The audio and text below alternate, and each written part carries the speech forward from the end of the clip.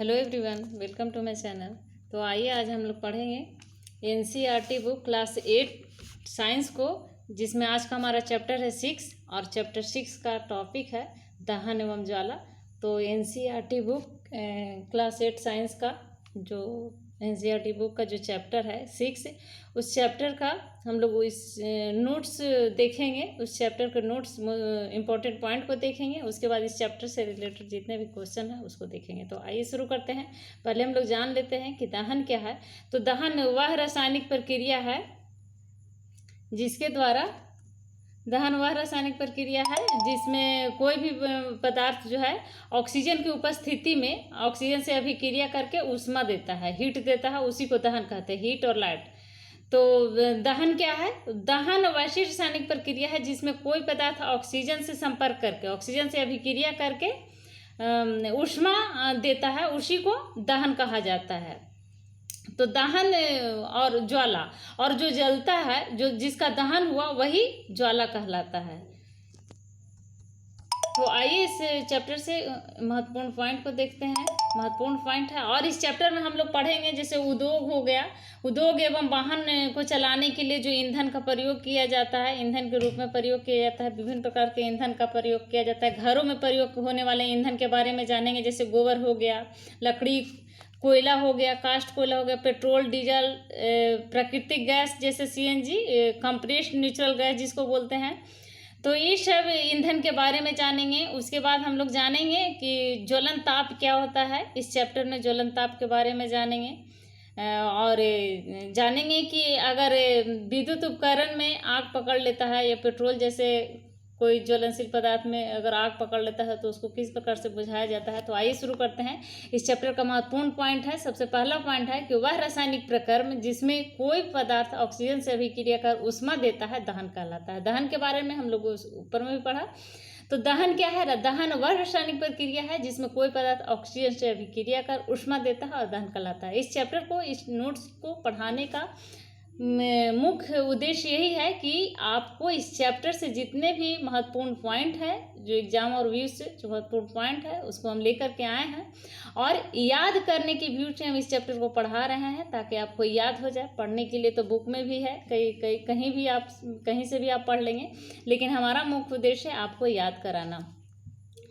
तो दहन आप लोग को समझ में आ गया होगा कि दहन क्या है। तो दहन वह रासायनिक प्रक्रम है जिसमें कोई पदार्थ ऑक्सीजन से अभिक्रिया करके, यानी ऑक्सीजन की उपस्थिति में यदि कोई चीज़ जलता है तो और जल करके ऊष्मा यानी हीट और लाइट देता है, तो उसी को हम दहन कहते हैं। जिन पदार्थों का दहन होता है, यानी जो पदार्थ का दहन होता है वो दाह कहलाता है, और इसको ईंधन भी कहा जाता है। जैसे अगर हम कोयला को जलाएंगे तो कोयला क्या हुआ? कोयला दाह पदार्थ हो गया, और इसी को ईंधन भी कहते हैं। तो लकड़ी को अगर हम जलाते हैं तो लकड़ी दाह पदार्थ हो गया, और इस लकड़ी क्या हो गया? लकड़ी ईंधन भी है। तो गोबर, लकड़ी, कोयला, कास्ट कोयला, पेट्रोल, डीजल और सीएनजी गैस जो है, कंप्रेस्ड नेचुरल गैस जिसको हम बोलते हैं, वह ईंधन है, यानी दाह पदार्थ है। सूर्य में ऊष्मा और प्रकाश नाभिकीय संलयन अभिक्रिया के द्वारा उत्पन्न होते हैं। तो सूर्य में ऊष्मा और प्रकाश कहाँ से आता है? कभी आपने सोचा है?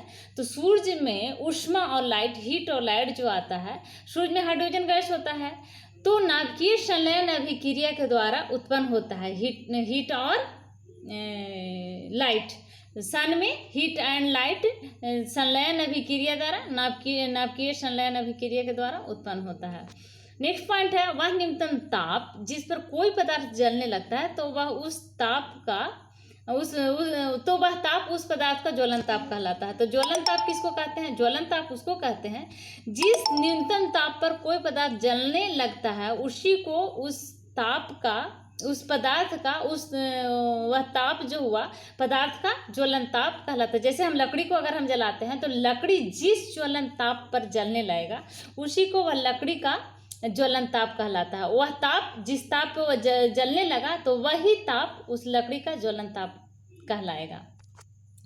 कागज के कप को दी जाने वाली ऊष्मा चालन द्वारा जल में चली जाती है, अतः जल की उपस्थिति में ताप कागज के ज्वलन ताप पर पहुंच ही नहीं पाता, इसलिए वह जल नहीं पाता है। तो कागज के कप बोल रहा है कि कागज के कप में दी जाने वाली ऊष्मा चालन द्वारा जल में चली जाती है। तो 2 कप बनाइए कागज का, एक कप में पानी डाल दीजिए, दूसरा कप को अगर सूखा रहता है और मोमबत्ती जलती हुई मोमबत्ती के पास अगर हम ले जाते हैं कप को, तो पानी वाले कप को अगर हम देखते हैं तो वह जल नहीं पाता है, क्योंकि पानी जिस कागज के कप में पानी है, अगर उस कागज कप को हम हीट देते हैं तो वह चालन द्वारा जो हीट जो ताप होता है जिस पर कोई भी चीज़ जलना शुरू होता है, तो वह चालन द्वारा जल में चली जाती है, जिसके कारण जल गर्म हो जाती है, गर्म होने लगता है और कप जलता नहीं है।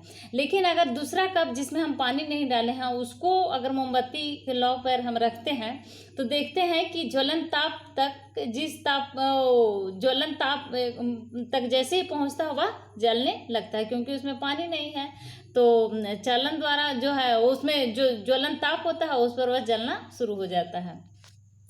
जलने के लिए 3 उपयोगी बात, ज्वलनशील पदार्थ, ज्वलन ताप और ऑक्सीजन। सही बात है, जलने के लिए 3 पदार्थ होने चाहिए, ज्वलनशील पदार्थ होना चाहिए। जैसे लकड़ी को ही हम लेते हैं तो लकड़ी जलने वाला ज्वलनशील पदार्थ होता है।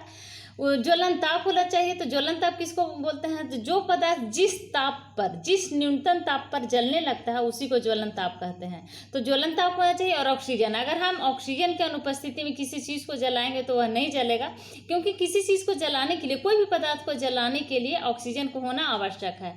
आप मोमबत्ती को ही लीजिए, जलती हुई मोमबत्ती को लीजिए, इसको ट्राई करने के लिए। तो जलती हुई मोमबत्ती को किसी बॉक्स के जरिए या फिर गिलास से या फिर कोई भी उपकरण वैसा है जिसे एयर पास नहीं हो उससे ढक दीजिए, तो थोड़ी देर में देखेंगे कि मोमबत्ती तुरंत ही बुझ जाता है। क्यों बुझ जाता है? बुझने का कारण है कि ऑक्सीजन का संपर्क टूट जाना है, यानी अगर ऑक्सीजन नहीं रहेगा तो वह जल नहीं पाएगा। इसलिए जलने के लिए ऑक्सीजन का जरूरी है, ज्वलन ताप और ज्वलनशील पदार्थ का होना जरूरी है। विद्युत उपकरण पेट्रोल जैसे ज्वलनशील पदार्थ में लगी आग को बुझाने के लिए कार्बन डाइऑक्साइड जैसे अग्निशामक का प्रयोग किया जाता है। हाँ, विद्युत उपकरण पेट्रोल जैसे ज्वलनशील पदार्थ में अगर आग लग जाता है तो उस पर जल का छिड़काव करने से नहीं होगा, क्योंकि जल का अगर हम छिड़काव करते हैं, विद्युत उपकरण में आग लगा हुआ है तो उसे करंट लगने का डर रहता है, करंट लग सकता है, करंट लगेगा भी। और पेट्रोल जो, क्योंकि जल जो है विद्युत का संचालन होता है, इसलिए विद्युत उपकरण में विद्युत उपकरण में यदि आग लग जाए तो उस पर जल का छिड़काव नहीं करनी चाहिए। उसी तरह से पेट्रोल जैसे कोई भी ज्वलनशील पदार्थ में अगर आग लग जाती है तो जल का छिड़काव करने से जल भारी होने के कारण जल नीचे आ जाएगा और जो तेल है वह जल के सतह पर तैरने लगेगा। तो इस प्रकार से आग नहीं बुझ पाएगा, क्योंकि आग जलते ही रहेगा, क्योंकि तेल जो है ऊपर जल के सतह पर तैरते रहेगा और आग जलने लगेगा। तो यही कारण है कि कार्बन डाइऑक्साइड का यहाँ पे प्रयोग किया जाता है। CO2 कार्बन डाइऑक्साइड भारी गैस होता है, जिसके चलते वह कवर कर लेता है और ऑक्सीजन का संपर्क टूट जाता है कार्बन डाइऑक्साइड के कवर के कारण, और इस प्रकार से आग पर काबू पाया जा सकता है, आग को कंट्रोल किया जा सकता है, कर लिया जाता है कार्बन डाइऑक्साइड का छिड़काव करने पर। नेक्स्ट पॉइंट है, आग पर तुरंत काबू पाने के लिए ऑक्सीजन संपर्क को काट दिया जाता है। इसके लिए कई प्रचलित विधियां हैं, जैसे पानी डालना, कार्बन डाइऑक्साइड का छिड़काव करना, इससे ज्वलन ताप भी तुरंत कम हो जाता है। तो सही चीज़ है। आग पर अगर तुरंत काबू पाना हो तो सबसे जरूरी काम है ऑक्सीजन का संपर्क काट देना। ऑक्सीजन का संपर्क जैसे ही हट जाएगा तो आग स्वतः ही बुझ जाएगा, यानी आग पर काबू पाया जा सकता है। इसके लिए प्रचलित विधियाँ हैं, जैसे पानी डाल करके भी हम ऑक्सीजन को संपर्क से हटा सकते हैं, कार्बन डाइऑक्साइड का छिड़काव करके, क्योंकि कार्बन डाइऑक्साइड भारी होने के कारण वो कंबल के जैसा कवर कर लेता है और इससे ताप भी कम हो जाता है, हीट भी कम हो जाता है। कार्बन डाइऑक्साइड से विद्युत उपकरणों को कोई हानि नहीं पहुंचती, जबकि पानी डालने पर जल विद्युत का चालन कर सकता है। कार्बन डाइऑक्साइड से अगर हम आग को, विद्युत उपकरण में यदि आग लग जाता है तो कार्बन डाइऑक्साइड के छिड़काव से कोई हानि नहीं पहुंचती है, जबकि पानी डालने पर जल विद्युत का चालन कर देगा और करंट लग जाएगा। नेक्स्ट पॉइंट है, ऑक्सीजन से भारी होने के कारण कार्बन डाइऑक्साइड CO2 आग को एक कंबल की तरह लपेट लेता है और इसे ईंधन और ऑक्सीजन के बीच संपर्क टूट जाता है और आग पर नियंत्रण हो जाता है। तो ऑक्सीजन से भारी होता है कार्बन डाइऑक्साइड, जिसके चलते कंबल की जैसा यह लपेट लेता है, उसको कवर कर लेता है और इस प्रकार से आग को कंट्रोल कर लिया जाता है। दहन 3 प्रकार के होते हैं। तो दहन कौन कौन सा 3 प्रकार के होते हैं? तो देखिए, तीव्र दहन होता है, स्वतः दहन होता है, विस्फोट होता है। तो तीव्र दहन यानी बहुत तेजी से जल जाता है। स्वतः जो स्वतः ही जलने लग जाता है। जैसे आप फास्फोरस को ही ले लीजिए, तो फास्फोरस क्या होता है? कमरे के टेम्परेचर पर जैसे ही ऑक्सीजन के संपर्क में आएगा, हवा के संपर्क में आएगा, वह जलना शुरू हो जाएगा, स्वतः ही जलने लगेगा। तो फास्फोरस क्या है? फास्फोरस ऑक्सीजन के संपर्क में आकर के फास्फोरस ऑक्साइड बनाता है, यानी जलने लग जाता है। और इसीलिए इसको कमरे का टेम्परेचर यानी 20 डिग्री या 25 के बीच कमरे का टेम्परेचर होता है, रूम टेम्परेचर। तो उस पर फास्फोरस को खुला अवस्था में नहीं रखा जाता है, क्योंकि जैसे ही वह खुला अवस्था में आएगा, वायु के संपर्क में, ऑक्सीजन के संपर्क में आने से स्वतः उसमें आग लग जाएगा। मोमबत्ती जलने पर ज्वाला का निर्माण करता है, जबकि लकड़ी का कोयला नहीं करता है। मोमबत्ती को अगर हम जलाते हैं तो बहुत तेज ज्वाला का निर्माण होता है, लाइट भी निकलता है, जबकि लकड़ी कोयला को अगर हम जलाते हैं तो इस प्रकार का ज्वाला का निर्माण नहीं होता है। ज्वाला में 3 भिन्न क्षेत्र होता है, जो निम्न है। अदीप्त क्षेत्र हो गया, दीप्त क्षेत्र हो गया, ज्योतिहीन क्षेत्र हो गया। तो अदीप्त क्षेत्र जो है बहुत ज़्यादा इसमें हीट होता है, उसके बाद दीप्त क्षेत्र में थोड़ा कम होता है, ज्योतिहीन क्षेत्र में मतलब कम ही, मतलब हीट ही नहीं, बहुत कम हीट रहता है। तो सोना और चांदी को पिघलाने के लिए स्वर्णकार के कौन सा क्षेत्र को यूज करते हैं? अदीप्त क्षेत्र को। अदीप्त क्षेत्र को यूज करते हैं क्योंकि इसमें अधिक ताप वाला क्षेत्र होता है, अदीप्त क्षेत्र, और इसीलिए सोना और चांदी को पिघलाने के लिए स्वर्णकार जो है अदीप्त क्षेत्र का यूज करता है। किसी ईंधन के 1 किलोग्राम के पूर्ण दहन से प्राप्त ऊष्मा ऊर्जा की मात्रा उसका ऊष्मीयमान कहलाता है। इसका मात्रक किलो जूल प्रति किलोग्राम, किलो जूल प्रति किलोग्राम के रूप में इसको लिखा जाता है। इसका मात्रक होता है किलो जूल प्रति किलोग्राम। विश्व उष्णन यानी ग्लोबल वार्मिंग जिसको बोलते हैं, तो ग्लोबल वार्मिंग का मुख्य कारण क्या होता है? तो ग्लोबल वार्मिंग का मुख्य कारण होता है CO2, कार्बन डाइऑक्साइड का बढ़ना ही ग्लोबल वार्मिंग का मुख्य कारण होता है। कार्बन डाइऑक्साइड के बढ़ने के कारण ग्लोबल वार्मिंग उत्पन्न होता है।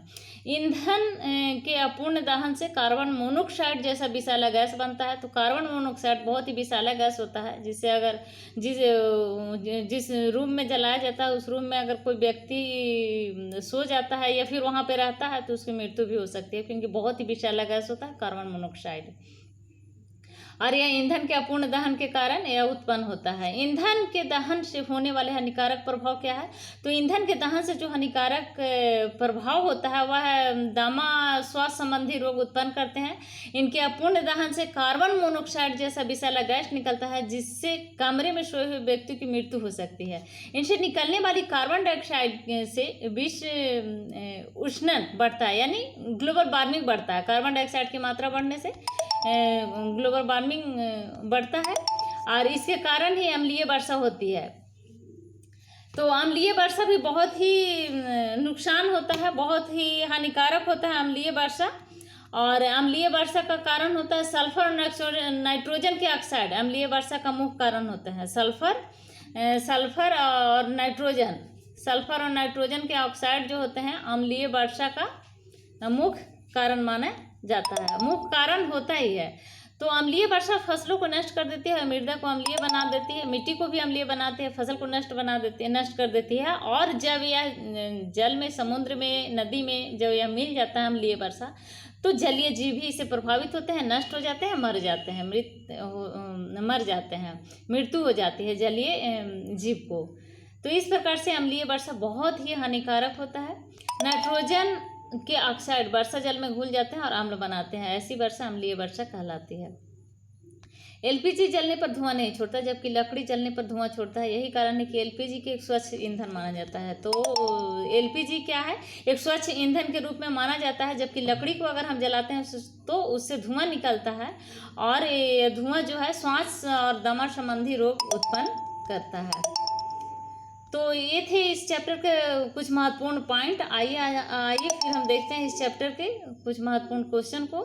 जैसे इसमें फर्स्ट क्वेश्चन है इस चैप्टर का, दहन किसे कहते हैं। तो दहन सबसे पहले हम लोग ऊपर में ही जाना कि दहन वह रासायनिक प्रक्रिया है जिसमें कोई भी पदार्थ ऑक्सीजन से अभिक्रिया करके ऊष्मा देता है, उसी को दहन कहते हैं। यानी ऊष्मा और हीट निकलता है, उसी को दहन कहते हैं। दाह या ईंधन क्या है। तो दाह जिन पदार्थों का दहन होता है उसको दाह कहते हैं, और उसी को ईंधन भी कहा जाता है। तो सूर्य में ऊष्मा और प्रकाश किस अभिक्रिया के द्वारा उत्पन्न होता है। तो सूर्य में ऊष्मा और प्रकाश, अभी भी हम लोगों ने ऊपर पढ़ा कि सूर्य में ऊष्मा और प्रकाश नाभिकीय संलयन अभिक्रिया के द्वारा होता है, क्योंकि सूर्य में हाइड्रोजन गैस होता है। नाभिकीय संलयन अभिक्रिया के द्वारा सूर्य में सन में हीट और लाइट सन से निकलता है। ज्वलन ताप किसे कहते हैं। तो जिस न्यूनतम ताप पर जब कोई पदार्थ जलने लगता है उसी को ज्वलन ताप कहा जाता है। उस ताप को, उस पदार्थ का ज्वलन ताप कहलाता है। विद्युत उपकरण और पेट्रोल जैसे ज्वलनशील पदार्थ में लगी आग को बुझाने के लिए अग्निशामक, किस प्रकार के अग्निशामक का प्रयोग करना चाहिए। तो कार्बन डाइऑक्साइड। विद्युत उपकरण में अगर आग लग जाता है या पेट्रोल जैसे कोई भी ज्वलनशील पदार्थ में अगर आग लग जाता है तो कार्बन डाइऑक्साइड का उसमें कार्बन डाइऑक्साइड जैसे अग्निशामक का प्रयोग करना चाहिए, क्योंकि जल का छिड़काव करने से उसमें विद्युत उपकरण में अगर आग लग जाता है तो उसमें करंट लग जाता है, उसे विद्युत का संचालन हो जाएगा और करंट लग जाएगा। और अगर पेट्रोल जैसे कोई भी ज्वलनशील पदार्थ में आग लग जाता है तो पानी का छिड़काव करने से, पानी तो भारी होने के कारण तेल हल्का होता है और पानी की सतह पर तैरने लग जाता है, जिससे आग नहीं बुझ पाता है। इसलिए इस पर कार्बन डाइऑक्साइड का छिड़काव करना जरूरी होता है ताकि ऑक्सीजन का संपर्क टूट जाए और आग पे इसको कंट्रोल किया जा सकता है। नेक्स्ट क्वेश्चन है, मोमबत्ती जलने पर ज्वाला का निर्माण करता है जबकि लकड़ी का कोयला नहीं करता है। क्यों। तो क्योंकि दहन के समय जो पदार्थ वाष्पित होते हैं वे ज्वाला का निर्माण करते हैं, क्योंकि मोमबत्ती को अगर हम जलाते हैं तो उससे दहन जब होता है तो वाष्पित होता है। अगर हम गर्म पानी को ही लेते हैं, गर्म पानी को लीजिए तो गर्म पानी उतना ज्वलनशील नहीं होगा जितना उसका वाष्प से बहुत ज़्यादा तेज हीट होता है वाष्प में, जिसके चलते बहुत जलन होता है अगर जल जाता है तो गर्म पानी की अपेक्षा। तो उसी प्रकार से दहन के समय जो पदार्थ वाष्पित होते हैं वह ज्वाला, उसमें बहुत ज़्यादा ज्वाला का निर्माण करता है, बहुत तेज ज्वाला होता है उसमें। मोमबत्ती वाष्पित होता है जबकि लकड़ी का कोयला वाष्पित नहीं होता है, इसलिए उसमें कम ज्वाला होता है। नेक्स्ट क्वेश्चन है, सोना और चांदी के पिघलाने के लिए स्वर्णकार ज्वाला के किस क्षेत्र का प्रयोग करता है। तो अदीप्त क्षेत्र को स्वर्णकार सोना और चांदी को पिघलाने के लिए यूज करता है, क्योंकि उसमें अधिक ताप, जो अदीप्त क्षेत्र होता है अधिक ताप वाला क्षेत्र होता है। नेक्स्ट क्वेश्चन है, विश्व उष्णन यानी ग्लोबल वार्मिंग का मुख्य कारण क्या है। तो ग्लोबल वार्मिंग का मुख्य कारण है कार्बन डाइऑक्साइड, CO2 का बढ़ना ग्लोबल वार्मिंग का मुख्य कारण है। नेक्स्ट क्वेश्चन है, ईंधनों के अपूर्ण दहन से कौन सा विषैला गैस बनता है। तो ईंधनों के अपूर्ण दहन से कार्बन मोनोऑक्साइड जैसे विषैला गैस बनता है, जो बहुत ही जहरीला गैस होता है और आदमी को, किसी भी व्यक्ति को इससे मृत्यु भी हो सकती है। नेक्स्ट क्वेश्चन है, अम्लीय वर्षा का मुख्य कारण क्या है। तो सल्फर और नाइट्रोजन के ऑक्साइड अम्लीय वर्षा का मुख्य कारण होता है, बहुत ही हानिकारक होता है अम्लीय वर्षा, क्योंकि पेड़ पौधों को भी नष्ट कर देते हैं और मिट्टी को भी अम्लीय बना देता है।